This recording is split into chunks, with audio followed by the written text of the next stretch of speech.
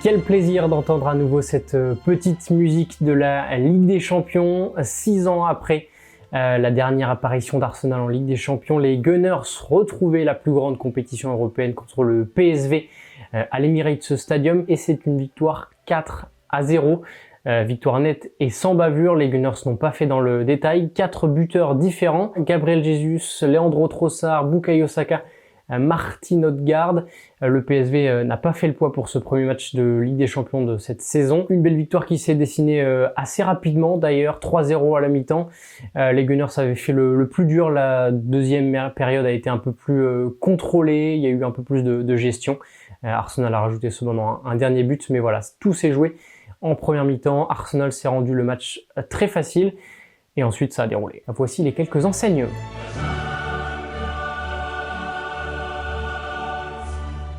Quel magnifique symbole que de voir Bukayo Saka marquer le premier but d'Arsenal pour son retour en Ligue des Champions. Si des gens doutaient encore de son niveau et de sa capacité à performer dans les plus grands matchs, dans les matchs du plus haut niveau, certes c'était contre le PSV, mais premier match en Ligue des Champions de sa carrière, un but, une passe décisive en l'espace de 20 minutes. Ce garçon est né pour faire de très très grandes choses, il le prouve encore ce soir, il l'a prouvé lors de son premier match d'Europa League contre Francfort je crois, en tout cas où sa première titularisation où il avait mis un but et fait 2 passes décisives, il l'avait prouvé lors de l'un de ses premiers matchs, si ce n'est son premier match de Première Ligue où il avait marqué contre Wolverhampton je crois aussi. Mais au-delà de ce symbole, c'est aussi son match. Bukayo Saka a fait un match exceptionnel, il a eu beaucoup plus de liberté qu'en Première Ligue. Et ça lui a permis d'être beaucoup plus tranchant, beaucoup plus décisif, de s'exprimer beaucoup plus librement, notamment dans son duo avec Ben White qu'on voit un peu moins dans ce début de saison. Désormais, les défenses de Première Ligue connaissent Bukayo Saka et c'est du 1v2, 1v3 quasiment tout le temps. L'erreur du PSV, ça a été de le laisser un peu seul par moment, notamment au début du match, et il a su tout de suite faire la différence. Tout le monde s'en souvient, il y a 4 ans et dans les années qui ont suivi, quel chemin toute l'équipe a parcouru, quel chemin ce joueur a parcouru. On se souvient bien évidemment qu'au début c'était lui, quand l'équipe allait mal, c'était lui qui portait l'équipe, qu'il soit arrière gauche comme il a pu le faire au début, en tout cas piston gauche, peu importe le poste auquel il a joué, il a su toujours répondre présent avec une mentalité parfaite. Ça y est, Mikel Arteta, Bukayo Saka, toute cette équipe est en Ligue des Champions. Elle est là pour faire de belles choses. Cette histoire commence de la meilleure des manières. Et je trouvais ça émouvant pour nous de voir que Bukayo Saka était ce premier joueur. C'était à marquer, bien évidemment, dans cette compétition. C'était presque écrit que ce soit lui. Et tant mieux, moi j'ai eu un petit pincement au cœur quand j'ai vu que c'était lui qui avait marqué. On se souvient bien évidemment de tout ce qu'on a vécu pour en arriver jusqu'ici, en tout cas de tout le travail accompli, toute cette équipe bâtie autour de lui, puisque c'est le premier quand même à avoir porté cette équipe. Donc ça fait voilà extrêmement plaisir. Et toujours le foot, hein, les petits symboles dans le foot, c'est ce qui fait le charme de ce sport.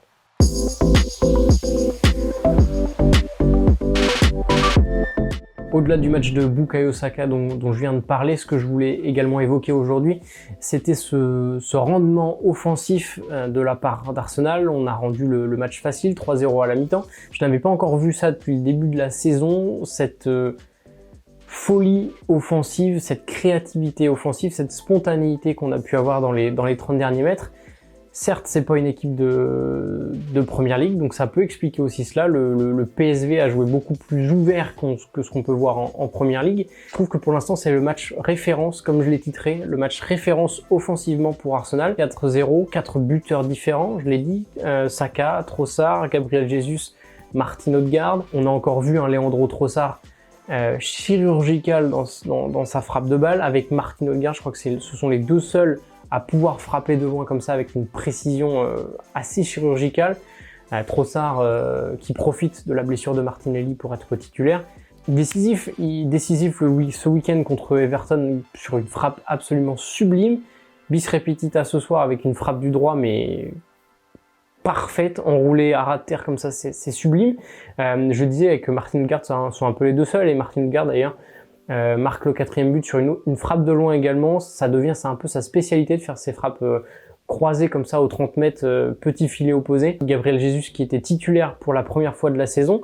Gabriel Jesus intenable, injouable.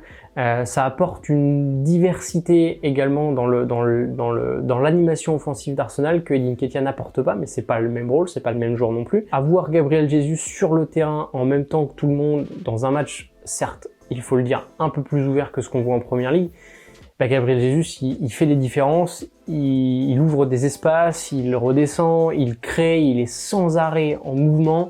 C'est un poison pour les défenses adverses. Et on le voit notamment sur son but. C'est lui qui a la réception du 6 mètres de David Raya, il contrôle, il garde la balle, il remet derrière, il va se replacer. Finalement, il arrive sur le centre de Trossard et c'est lui qui marque. Magnifique contrôle dans les deux cas sur le 6 mètres de David Raya, magnifique contrôle avant la frappe. Dans toute cette animation offensive d'Arsenal, avoir tous ces joueurs en forme, forcément, ça a fonctionné. Forcément, le PSV a été submergé en première mi-temps. Et forcément, du coup, on s'est rendu le match facile, 3-0 à la première mi-temps. Et ça fait extrêmement aussi plaisir de se rendre les matchs faciles. C'est quelque chose qu'Arsenal ne sait pas forcément faire. En tout cas, moi, ça m'a souvent frustré de voir qu'Arsenal dominer outrageusement une rencontre sans conclure, sans tuer l'adversaire. On l'a vu notamment la saison dernière, contre West Ham, contre Liverpool. C'est ce qui nous coûte sûrement le titre. Je trouve qu'Arsenal devrait de plus souvent mettre des gros scores, marquer beaucoup de buts dans un match, parce que c'est que du positif de faire ça. Il n'y a pas ce côté...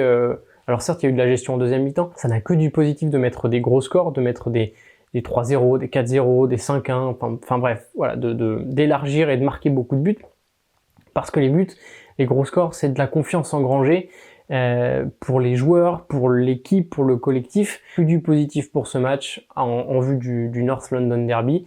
Donc voilà, je voulais parler de cette animation offensive et de ce premier match référence pour ma part offensivement cette saison.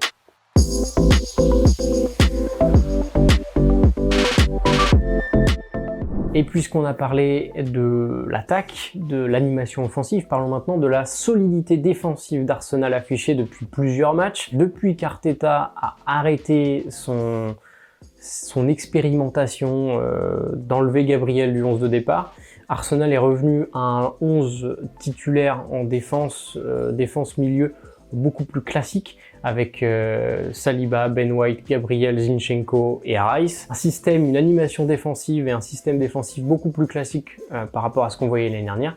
Et forcément, ça marche beaucoup mieux. On l'a encore vu contre le PSV aujourd'hui. C'était solide, c'était carré. Tout le monde savait ce qu'il devait faire. Rice s'est intégré parfaitement dans ce milieu de terrain, dans cette défense, ses relances. Il sait parfaitement où se placer. Sa complémentarité avec Zinchenko est juste parfaite en si peu de matchs. Ce socle défensif, cette base, avec en possession de balle un Saliba vraiment au milieu, un White à droite, un Gabriel à gauche et le double pivot d'animation au milieu de terrain Rice-Zinchenko, ça a fait que du coup on avait parfaitement le contrôle de ce match, parfaitement le contrôle du ballon. Le PSV a essayé de mettre un peu de folie dans ce match, a essayé un peu de mettre la pression, notamment en première mi-temps, dans la première demi-heure. L'équipe d'Arsenal, le bloc défensif d'Arsenal était en place. Gabriel Saliba, le duo fonctionne absolument parfaitement. Ben White a été beaucoup plus intéressant offensivement que depuis le début de la saison. On le sentait libéré. Alors comme je l'ai dit, c'est pas la même adversité. En première ligue, c'est beaucoup plus fermé. On sent qu'il n'a pas la même liberté pour se projeter. Là, on a retrouvé le duo Bukayo Saka Ben White de la saison dernière. Le PSV finalement a vite été muselé et en deuxième période, il s'est quasiment rien passé dans ce secteur-là pour le PSV. Arsenal a géré. Que dire de plus si ce n'est que un clean sheet, c'est toujours bon pour le moral.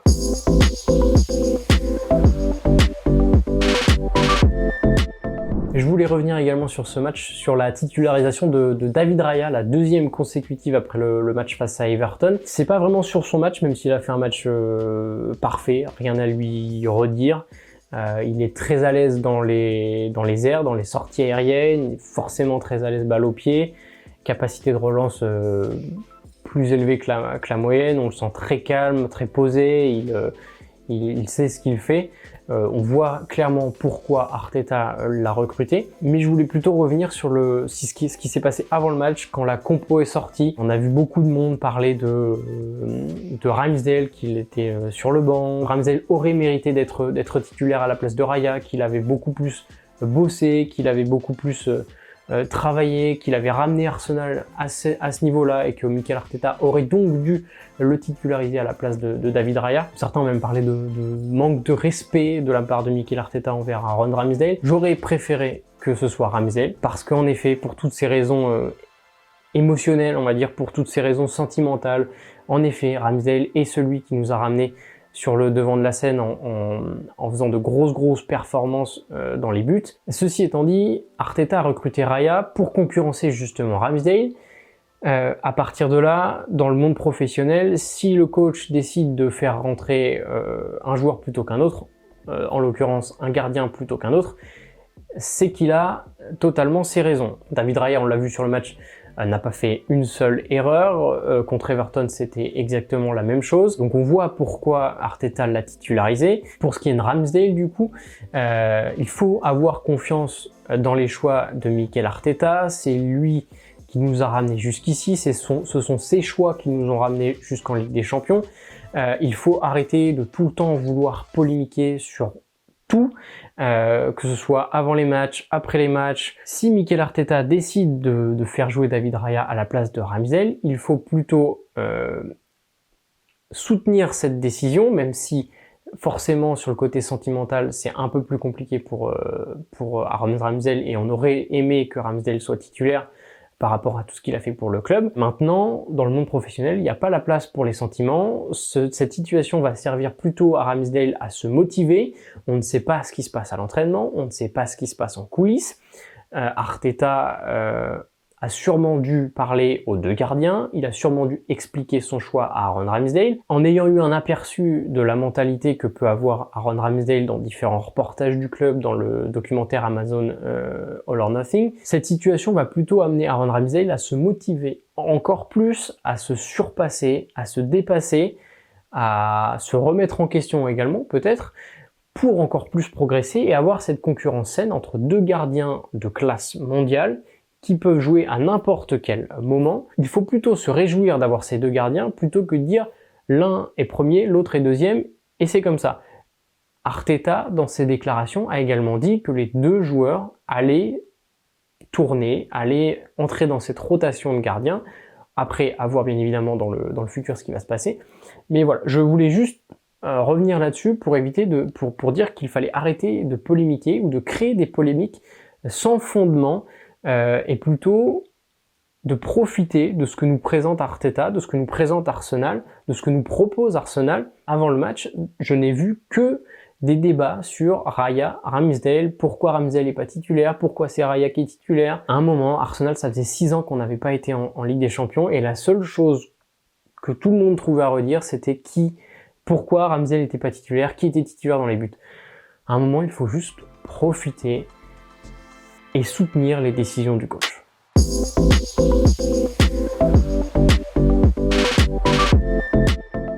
Allez, je vous laisse avec un petit bonus. C'est la première fois, je crois, que je vois Arteta effectuer tous ces changements aussitôt. À la 75e minute, Arteta avait fait 5 changements. À la 57e minute, il a fait déjà 2 changements. Il a ensuite fait 2 changements à la 67e minute, 10 minutes plus tard, et un dernier changement à la 75e. Je voulais juste vous laisser avec ça. Ça m'a fait extrêmement plaisir de voir qu'Arteta se mettait dans la gestion d'effectifs, dans la gestion du score. C'est quelque chose qu'on lui a souvent reproché, de mal gérer les changements, de mal gérer les remplacements, de les faire trop tard. Donc là voilà, juste pour le petit clin d'œil, à la 75e, les 5 changements étaient effectués. Et dès la 57e minute, il avait déjà fait 2 changements. Donc voilà, c'était pour le petit clin d'œil. C'est la fin de cette vidéo, on se retrouve dimanche pour le débrief du North London Derby. Arsenal-Tottenham, c'est dimanche à 15h.